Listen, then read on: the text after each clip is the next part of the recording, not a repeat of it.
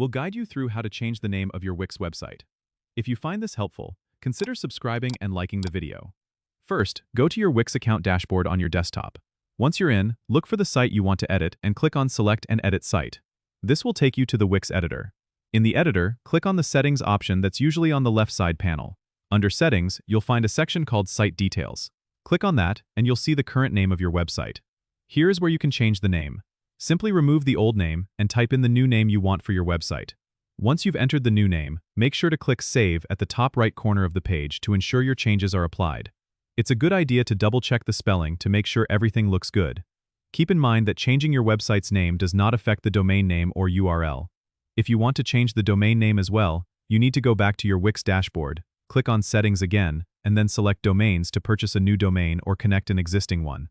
After making these changes, preview your site to see how the new name appears and ensure everything is in order.